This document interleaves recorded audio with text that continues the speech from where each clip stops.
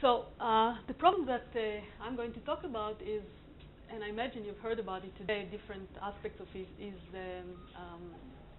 one aspect of it is the technological advances of this century. We see, one of the things we see is large amounts of data. So we see it in every term, but especially in the visual domain with pictures, we see this huge difference as compared to 10 years ago.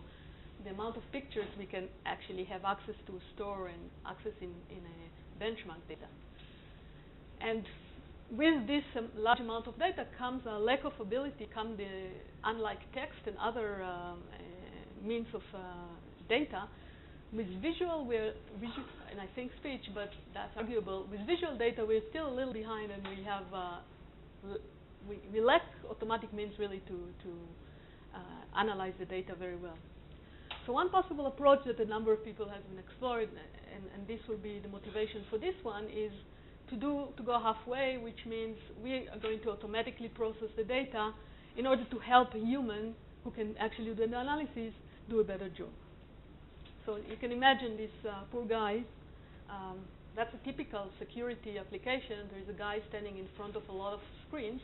In this case, I don't know, 20-something cameras, and he has to scan them all and to analyze what happens. And so if we will be able to analyze the data and identify to him where he should be looking at, that's already a big step forward.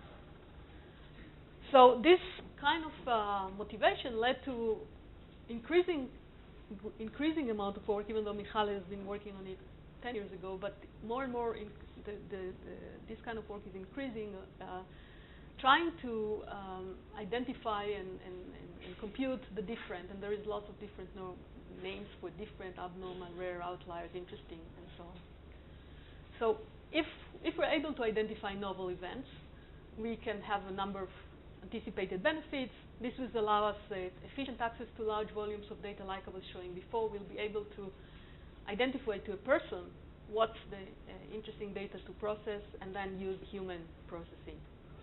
It also has interesting implications for learning algorithms. So questions like when to stop learning existing, when to decide that you've seen something novel and start learning something new, are interesting questions that are emerging. Our focus is the focus of my talk is a little bit, tries to go a little bit beyond out of the ordinary, novel, or unexpected. The basic observation is that lots of things are novel. Actually, most of the things we see all the time we haven't seen before. If we just try to explain everything we see in terms of some kind of models we've created, we might not be able to do a very good job. So we're trying to do a more fine-tuning, do a more subtle distinction between things that hasn't been observed before or have low posterior, but are interesting. Trying to define the notion of interesting. That's one of the things. So that I was planning to talk about two pieces of work. I may be able to talk about the first one, which seems more relevant to this, the subject of this workshop. And so in the first piece of work, which was done with Shmuel, we have employed the notion of Bayesian surprise. It's a notion that was developed by other people. I'll talk about it in a minute. And employed for the detection of surprising events in video. The second direction we've taken is trying to formalize what are interesting events, what are out of the ordinary interesting events via the notion of incongruent events. Okay, so I'll start with the Bayesian surprise, the notion of Bayesian surprise in video. And this is a short outline for this part of the talk. I'll define Bayesian surprise and talk about the model that we actually use. So Bayesian surprise does connect to Ellie's talk before. Surprise is an intuitive human concept that's different than unexpected. Unexpected is statistic terms. It has low probability in some sense. Surprise suggests something human. And first of all, surprise would arise when there is uncertainty. But for us, it signifies something more than that. And that was the challenge that the people and that's why I talked about it as within the framework of trying to identify interesting unexpected events. This is what the people who talked about Bayesian surprise was trying to do. They were trying to model what us people call surprising. It's not the unexpected, which is easier to define.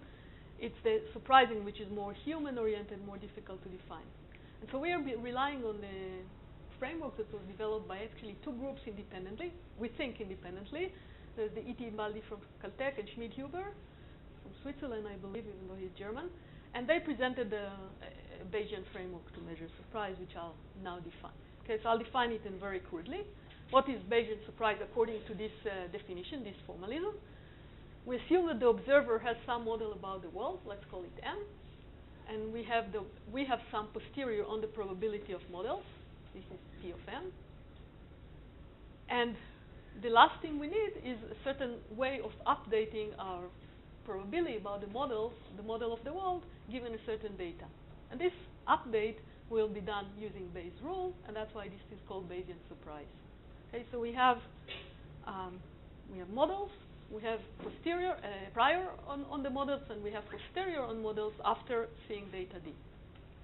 And what Bayesian surprise is then defined here in red, it's the difference between the prior distribution and the posterior distribution. The prior we had on the models before we've seen the data point, and the posterior on models after having seen the data points. And so the intuition is that if something is surprising, our probability distribution on the models will change a lot, and we get a large number here. If something is ordinary, it was easily explained by what we've seen before. We won't change the model very much, and the surprise will be small. That's the intuition that led to that definition. And more technically, this is the way they propose to compute it. Surprise for event D. D is the data point. That's the event. Given a model on the world M is the KL divergence. We're talking about difference between two distributions. So one very natural way to measure difference between distance between distribution is the KL divergence. So this would be the KL divergence between the prior and the posterior. The prior over the models and the posterior of the models after having seen data point D. And down here is the way we compute KL divergence. Okay? So we're going to use this model, and basically what we need is a way to model the world. How to compute this PM, how to model the world. Can you give an example of what you would call surprise versus what you would call unpredictable? Okay, so this kind of... In terms of this model that you just showed, how would unpredictable be defined here? So this is what this paper... This is actually a big part of what they were trying to do, is to convince us, and you may be convinced or not, that this is not the same thing. That low probability, that low posterior, meaning a data point that cannot be explained by the data, is not the same as surprise. And so all I can do is refer you to the paper. It's related to the prior. So if the prior predicted well, then it's not surprise. One direction is easy. If it's hard to explain a data point by the model, then the model will change a lot. So it would be surprising. But the other way one is not obvious. And a high probability, but still low in the prior. So, which means something is unusual. Can you give me an example of what you call surprise versus what you call unpredictable? I want to understand the difference. So I actually don't like this definition, but there is a prior of a model here. And if your prior gives high probability, same probability as the probability to get given the data, you're not surprised by this data. I think if you take shifting your prior significantly, then you are surprised. If you take white, higher or lower, different probability. Can you give an example? So if you would take white noise, then it would probably have low probability based on the model. It would have the same probability based on non-model, but it won't change your model very much under some conditions. So again, if something gets very low probability, then necessarily change the posterior. Sorry, I was wrong before. That's the wrong direction. If something changed the model a lot, then clearly it had low probability. Otherwise, it wouldn't have changed. Otherwise, not true. Yeah. Okay, great. I caught myself, but I hope nobody else would catch me. I said the opposite. Yeah. You're right. So things to notice about this definition is the integration over all models. It's non-intuitive. It's an interesting definition. You integrate over all the model space. It's a very large space. And that's where Michal's question comes. Sorry, that's actually the trivial observation. If we change the model and we do have surprise, then the observation had low probability. And the last thing that I'm trying to say in this slide is that it's hard to compute. It's an integral over a whole model space, but sometimes we can. If the distribution that we are assuming is from the exponential family, then there is typically a closed form solution, and this is what we'll use in our case. Which is solution? The model distribution? Yeah, the P. The P of M and the P of M given the water. Well, if it's exponential, then the update, P, M, and D should be exponential.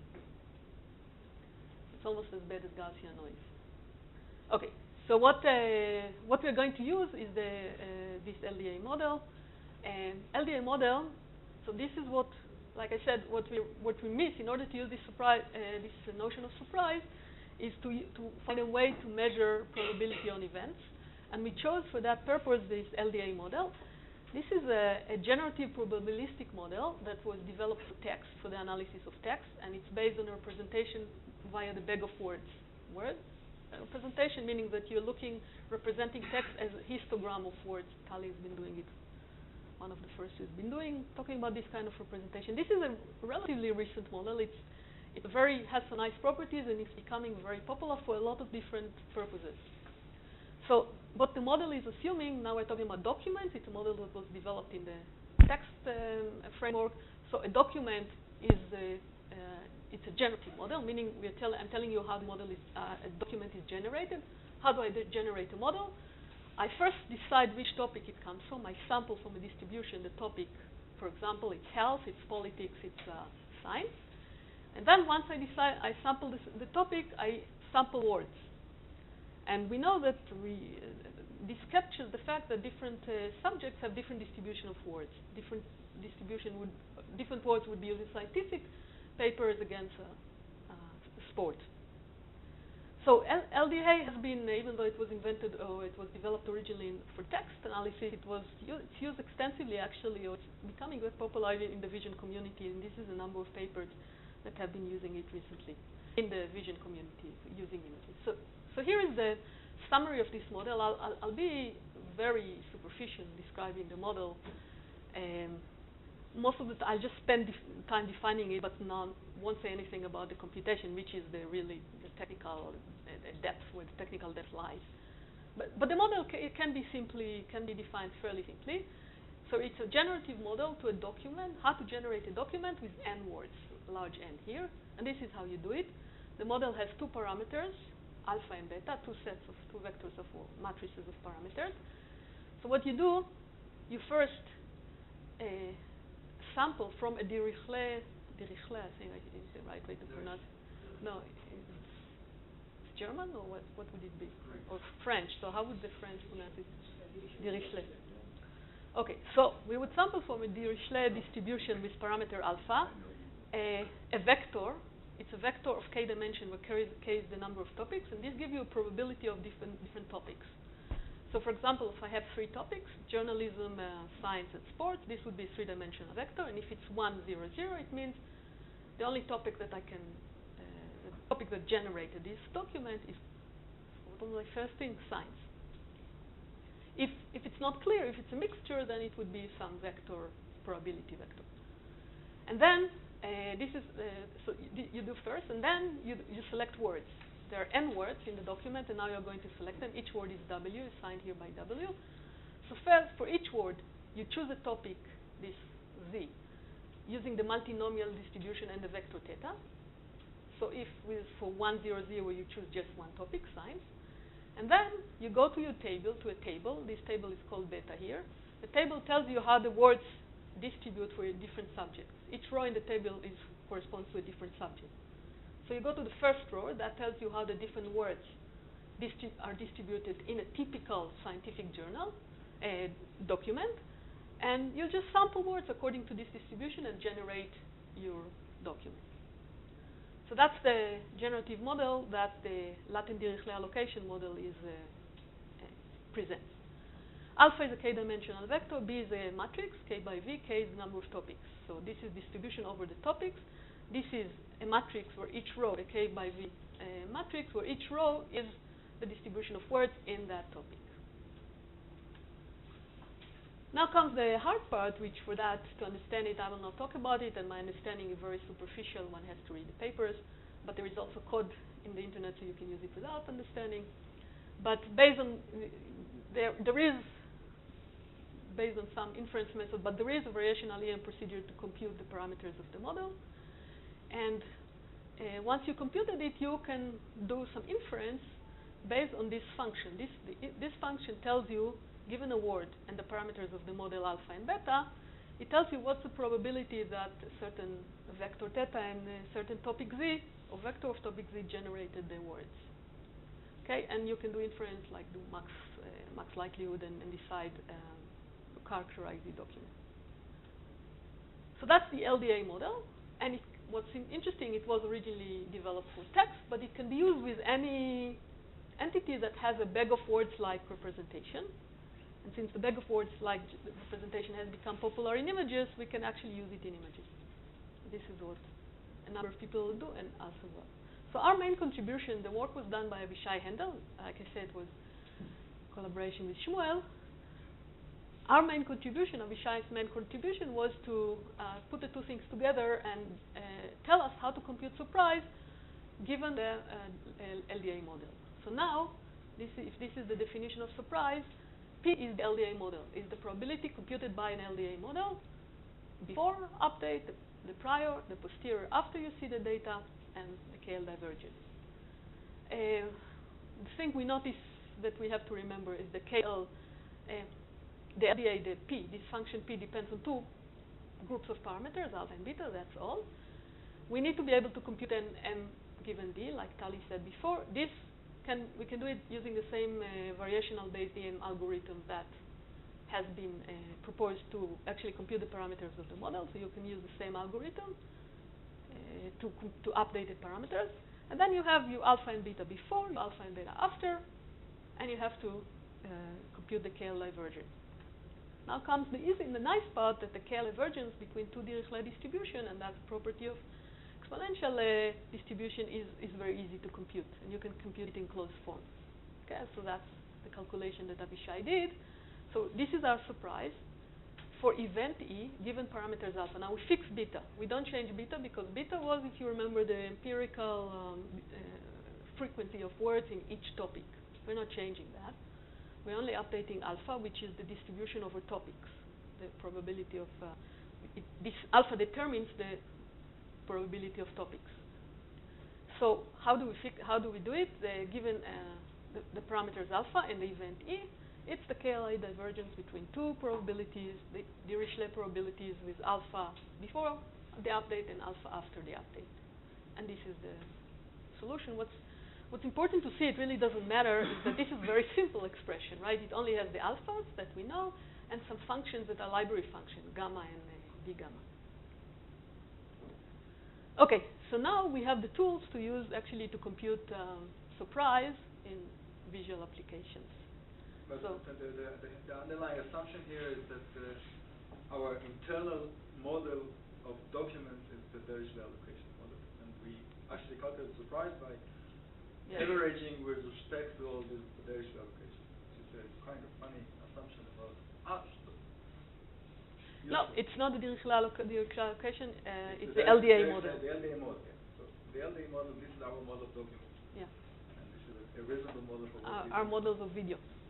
Video as well.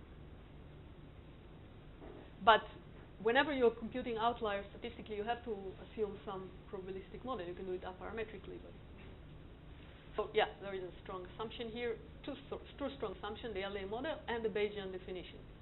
And the Bayesian surprise definition. One counterexample to this, what Eli just described has no parametric model. But never mind. Yeah.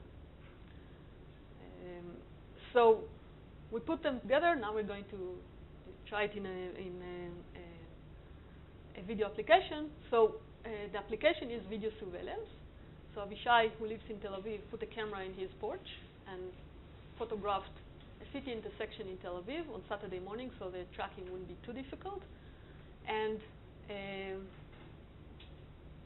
actually, I'll show you the video, because I did spend a lot of time making my computer able to run these videos.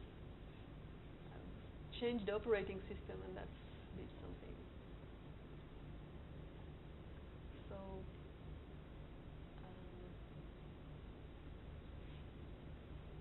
is the video. You should make it working after from the top. That's next year. Okay, so you can imagine an hour of that. So for training we used an hour of that, and for testing another hour. This is Tel Aviv. This is Tel Aviv Saturday morning. Yeah, they all go to the synagogue. Lucky that that he doesn't live in Jerusalem. No, I got it wrong.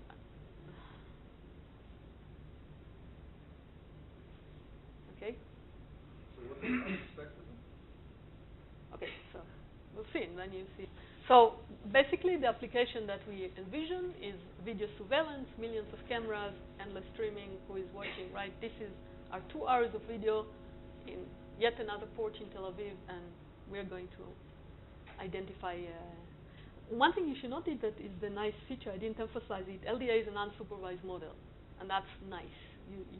You learn the model based on the training data, and then you find what's surprising within the context of the training data. So you don't impose, other than the LDA formalism and the notion of Bayesian surprise, you don't enforce your notion, subjective notion of normality. So the next thing we have to solve, once we've done the machine learning part, which is deciding to use LDA, is do the vision part, which is analyze those pictures and generate those bag of words representation. So we call them bag of visual words to distinguish from bag of words. So what we actually do, what Avishai did here, is using a tracker, and that's not necessarily the right thing to do in all cases, but that's what we did here. And that's what he did. Track high-level activity, cars, people, that's the kind of thing that move. Represent activities as bag of words. I'll tell you in a minute how he does that. Model the typical behavior using the LDA. I basically explained that, but I'll say how we do it in this context.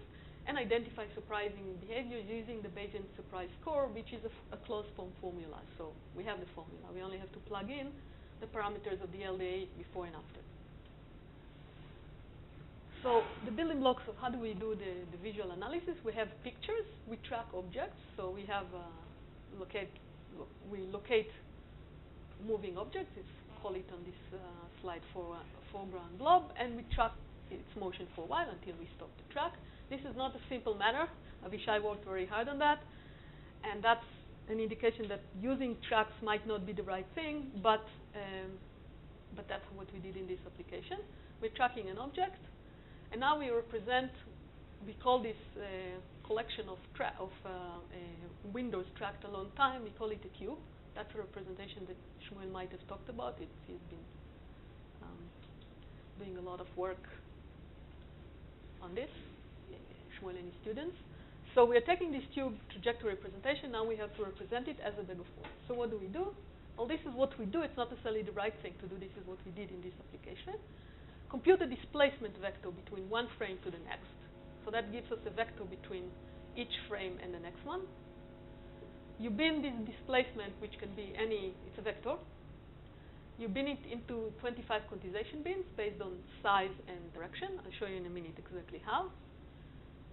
Now you do one more step. You don't represent the displacement, you represent the change in displacement.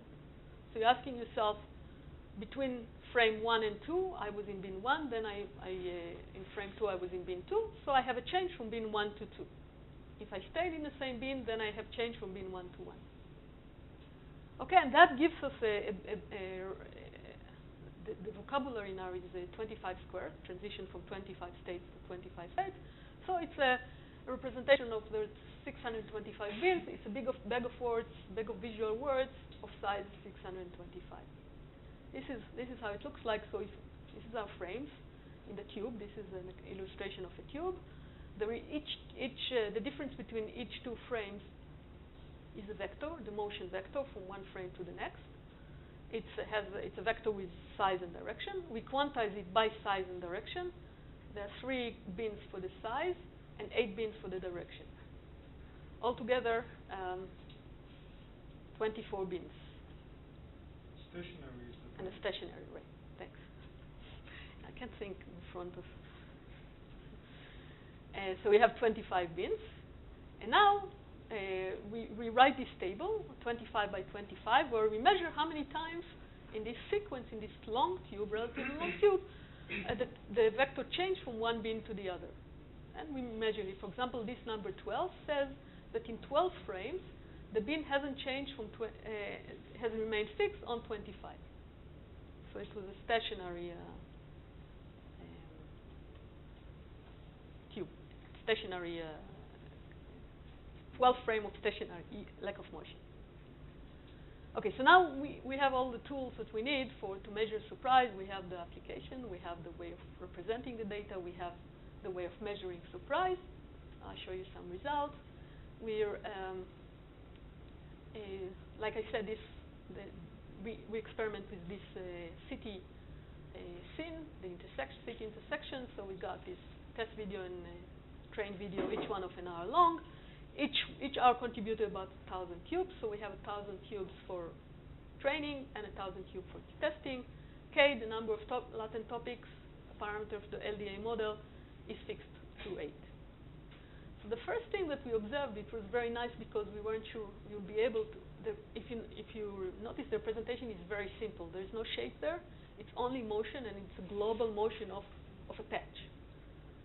It's the motion of a whole patch where there is a directional transition of a whole patch. So we weren't sure what to expect with such representation. And interestingly enough, we were able to, the 8 topics that the model learned in an unsupervised way seem to correspond to actually objects, right, even though there was no shape information.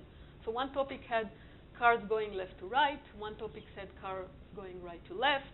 People going left to right, people going to right to left, and 4 other topics that we couldn't really put words on. How do you learn these kind of topics? Because I'm not surprised. You did the LDA? That's what the LDA came up with. Okay. So there's no surprise yet. Okay, so this is a typical track from the first topic here on the left. Cars moving left to right. So this is indication how many of the motion of this blob. This is another one. Cars moving right to left from here. People moving left to right, people moving right to left. And I do have pictures that work, videos. So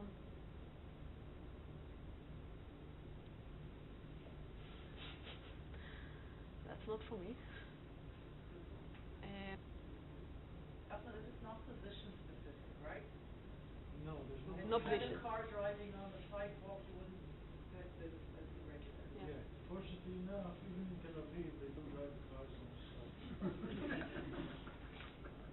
But you're right, man. The question is, So- do you need to represent so this is before this ends.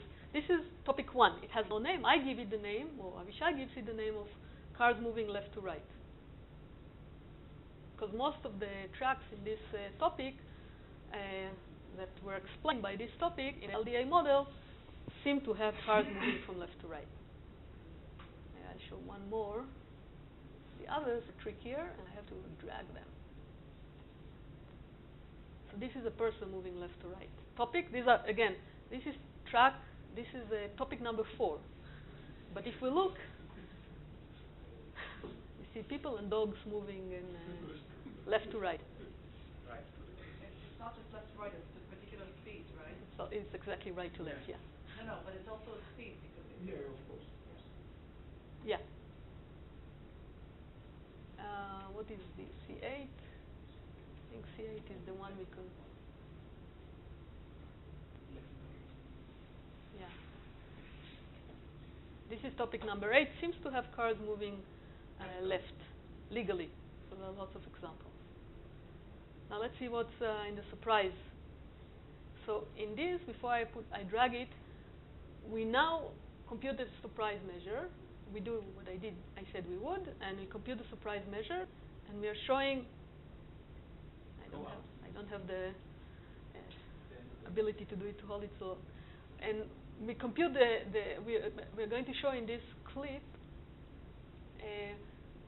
the tracks with the 5% highest surprise score. Okay, thresholding of the surprise score.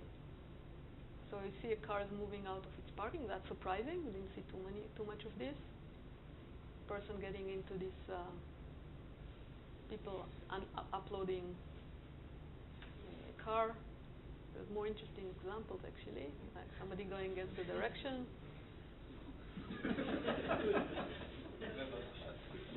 So it's reassuring to know that even in Tel Aviv, this is surprising. And somebody walking in the middle of the road, yeah. Okay. So,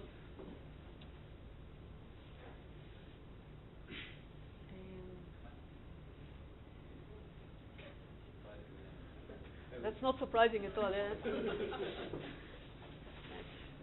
This the new operating system that I got installed gave me a lot of trouble.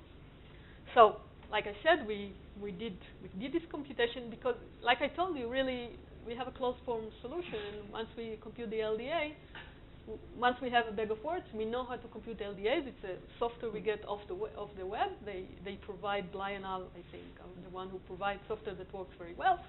You compute it before, you compute it after each data point, you get a number. It's very simple. And what we did was showing that video top 5%.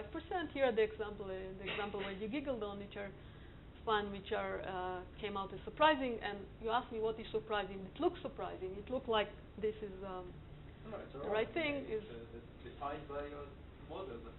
Defined by the training data and the model. This is we did try to analyze what characterize a surprising event. So remember that I told you what we get from the inference for each data point is theta and z. Theta really tell us the distribution over topic to generate that the topic. So here we illustrate this theta. Theta is now a distribution, is a vector probability over 8 numbers. So it's 7 degrees of freedom, and you can see that typical events have a very unimodal distribution. They have to have most of the probability in one topic. And atypical events tend to have a more uniform distribution, which is spread out. So none of the topics that was learned, seems like the topics that are learned unimodally explain data points, and surprising events cannot be explained, and then they're a mixture. Is it true that in a way the training set has been put into some kind of canonical transformation, since the typical events that were put in a coordinate system where people are autonomous coordinate system. And the typical are also singleton. The typical are singleton in this kind of space. So in a way, the space was put into some kind of canonical. But I would like to think that this is what happens, in which case the model really was able to divide the data into. I don't know if that's different, but that's what this image shows. Yeah, but it's not. This is typical events, not everything. So it's not. This is one question that I was hoping we would get into, and actually we'll get into it, but I wish I didn't get into it. What's the difference? Because this is one of the definition of abnormality. I think maybe Michal mentioned that, which is whether you can explain it with a single example or a mixture. And here it's not an example, here it's a topic, but still it's the same, smells the same idea. It's the success of the LDA. The LDA managed somehow to characterize typical events by single values to the parameter. Yeah. And the different models get entirely different. If you consider Gaussian or multinomial distributions, same thing. Yeah. You may get exactly. It's the LDA and the data. The data apparently was divided in such a way that it was possible. This model is very restricted. That was our feeling, and we actually thought that this would be the first attempt, and then we'll add on more stuff, and it worked. So you're right. There's a restricted model that seems to be enough for this. I think that for representing things that occur many times, it doesn't really matter which model you use. The models are being more problematic. Let's say that you are looking at the distribution of the velocity. Just no, they have velocity inside. What we just saw earlier. I mean, the bag of words were typical actually if they were Gaussian-like and not singleton in entirely different implementation. Oh, if you would have a notion of parts, and each issue will be composed of a few of them. In our stock, the typical was very different. And I believe that the fact that this is a single spike you have here, which is, by the way, a very nice paper, but I think it's a consequence of using a generative model, because not necessarily, but that where I focused on my presentation is boundary models. And boundary models includes the maximum extent of a class, and you capture the mainstream of the class, and that's why the typical events are singled here. And if you, so I think that's the main difference. It's really the choice of the model and the event. Yeah, I think so. There is a class. So I have some problem with the direction of your KL divergence, but it's maybe too Yeah. Could you wrong. translate the? Can you go back? You had your definition of the KL divergence between the prior and the posterior. What would be the prior and the posterior terms in this case, given your LDA? Could you make a connection between the two? I'm not sure I understand the question. It's easy for me to move No, back. what would be your prior and what would be your posterior, given that you have the topics and so on? The prior is the probability of the LDA model before training with the new example, after using all the training data. Now I have this post-track D, and I'm plugging it into the inference, actually the model computation, this variational based ECM mechanisms that compute the parameters of the model, and it gives me new parameters, new distribution. That's the posterior. So your data would be the tracks? My data is a track, my distribution is over models. And you just, wait. Where do the topics come in? The topics are, no, in this prior and posterior, where do the topics come in? in both. It's the same distribution. This P. Am I going the right direction? The topic are the couple of parameters you chose. Sorry, I'm disoriented in the direction of the error.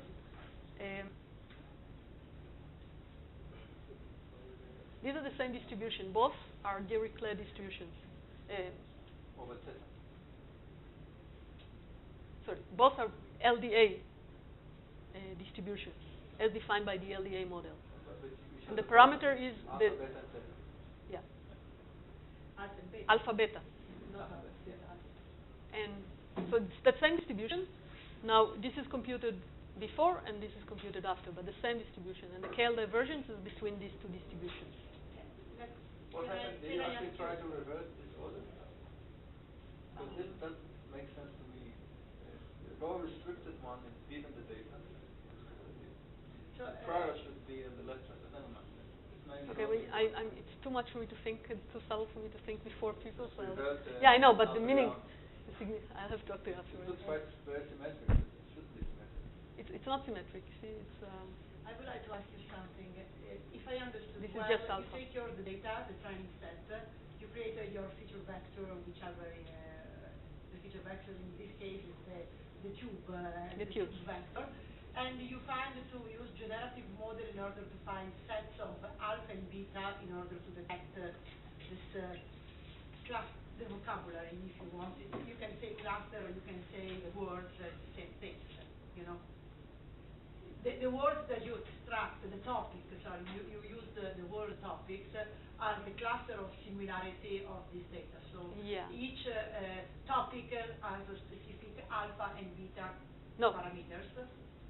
Each topic is alpha is generated. Each topic is a couple alpha and beta. This is different to another topic. So alpha and beta are the parameters of the model. Alpha is in a way to generate topics, but the alpha is a part of the model, generated by the model, and the alpha and beta are the parameters of the model telling it how it would generate the data. So the topics are prefixed in some way. They have numbers. So you define that you will have 8 classes, means 8 topics. So you divide them in 8 groups, call it them topic or what. And then what you can find is if there is a data that is not according to any cluster, to any topic, because his posterior is different to the prior you have, or something like that. And so this is a surprise. So that's a maximum. I'm sorry if I simplify too much, but just starting to understand the things. Is that so a new data arrive and you try to generate one of the possible 8 topics, and you see that with respect to the prior you have, the posterior you have is too different. So it not correspond to any topic. For this reason, it's a surprise. Okay, so the two things, it's a little oversimplified. No, sorry, I try to one thing is I get a data point and I compute the posterior. Yeah. That's not, I'm not comparing the difference in numbers. Posterior is a number. I'm not computing the difference. What will probably happen, I'm trying to maximize the posterior, and I'm trying to compute the theta and the z and the way. So what I will have. The best posterior, but the best posterior is different to the prior. So what will happen is something like this. When I compute the posterior, I will get a certain distribution over the topics for that particular data point, which tell you, well, with probability.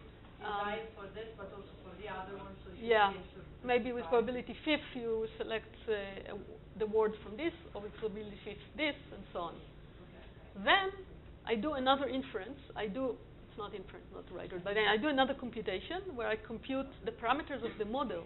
Now I take this data point and I said, let's assume it's part of my training. I compute parameters of the model, and now I have, and I get a new distribution. So a whole distribution of, and the difference in those distributions, that's what I call the surprise of that particular data point. Okay, thank you. I understood. Maybe I didn't understand the question. Is that correct? That in a situation where, for example, all the distributions that generate the model would say that a certain event is rare. In this case, the event, even though the event itself is rare, it wouldn't change the distribution over the model. Because all the model thinks it's a rare event. So although it's a rare event, there will be no change in the distribution on the... So that's the example I was trying to give Michal before with the white noise. So that's the intuition. White noise will not change. Any case where the probability of the model, all the models predict the same probability. But interesting things will not have uniformity. Sure, so that's hopefully the difference between surprise and an outlier. Can you give an example? Another question, clarification question. The model is dependent on alpha and beta. That's actually the two parameters that you find. It's a vector and a matrix, but yes. Vector and the beta is the matrix. The matrix. Alpha is the vector. And you learn the alpha and beta based on the data, and then you said you fix beta. Yeah. How come you can fix beta? Why do you put it apart of the parameters? And what did you fix? Yeah, so that's digging into the... It's just like fixing the covariance matrix in the Gaussian model. No, we could have updated it, but we fixed it because the rationale for doing it first, so that it would be computable, but the rationale is that beta is the distribution of words according to topic. That doesn't change if I see new data. What changes is the distribution of topics, alpha. But it's an assumption of our procedure. Yeah. Beta comes from... Actually, Actually, those are the rare. What you pointed out are the rare cases. You have several common cases like big, left, big, right, etc. And those are the rare cases. So can you point out on a rare event which is not interesting? No, unfortunately, it's a good question. No, it seems to me just highlighted the rare cases and that's it. Yeah. You're right, but the principle of mathematics allows you to have cases where the event didn't change the distribution of the model. But we don't have examples. For example, if I found the camera, or we get unexpected but not interesting. I hope so, yeah. Maybe we should do that. If I just took your 1,000 events and just put the probabilities of them and just look at the rare one, shouldn't I get the same one that you get? So that's an experiment Shmuel and I asked Avishai to do, and that was never done. Okay. So that's why I don't have a very good answer. It's not in this data set. It's not as simple. It's not. I'm not sure it's everything that's rare is also surprising. It's not clear. Can you try to? But we didn't find anything that. No, it depends on the model. If your model doesn't distinguish, let's say, it's not sensitive to orientation. No, and so you may have a very rare orientation. The model is not like a car driving on the side. It will not give it any surprise. Yeah, it shouldn't. student distinguish. Really on the parameters. You're right. Cars driving finding on rare examples is hard. They're rare. But remember that what we're trying to do is find less rare. We say that finding rare is easy, but most of them are not interesting in a real application, and we're trying to make the distinction a little more. You have the other extreme. You have a very common example, which is surprising. No, I don't think so. Not in this experiment. The Dirichlet allocation, the Dirichlet model was wrong in some sense, which means that there are frequent things that the model gives low probability. Then you'll have it. Yes. But it's really So this is a very limited example, and so this is the summary slide probably for my talk. This approaches a number of limitations. One of them is the very limited set of experiments, the dependence on tracking, and all the other limitations that we're probably not going to change, that Tali mentioned, the commitment to the LDA, we are working on it. It's a work in progress. Dima, who is sitting here, will hopefully extend it to more general representation, and we'll start asking these questions of what's the difference between surprising and outlier. What in the other direction? What we compute as rare, which is not rare, and so on. My only problem is that this definition of surprise is strongly Bayesian in the sense that it's modeled event. Yeah. And I would like to have something which is a little more objective in the sense that it depends on our experience, not on the class model. But other than that, I still have a problem with the direction of the KL. But we'll talk about that later. So I will not talk about this second subject. This was an attempt to come up with an alternative definition of interesting outlier. And maybe I should finish by thanking my collaborators, which in this case for the talk I presented are really Avishai Hendel and Shmuel Peleg, and a bunch of other people working on the other one. Thank you very much. So questions?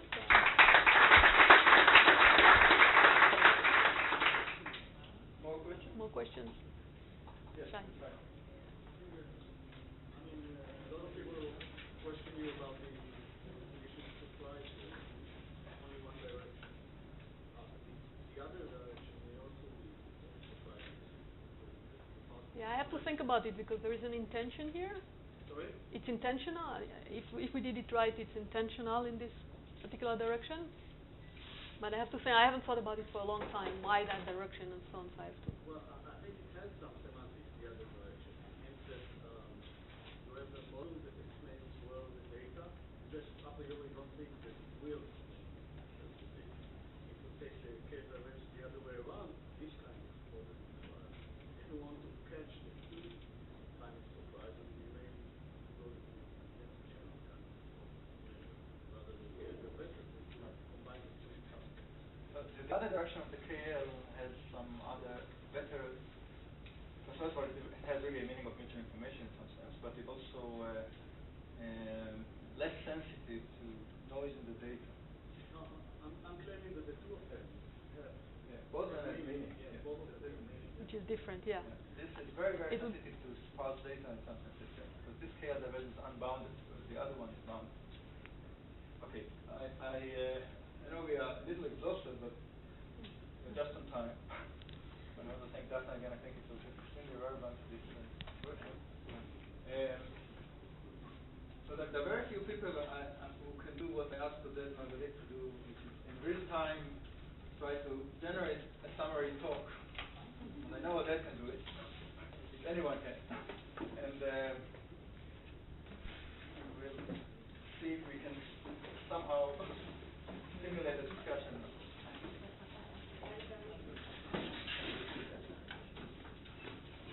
So please don't leave if you don't have it.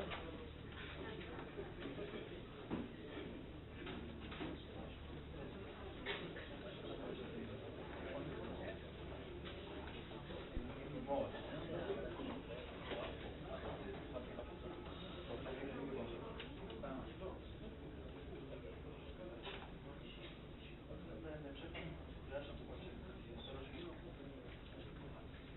Okay, so Les Marguerite from IBM. I met him before. So many things to say about you that I don't say anything.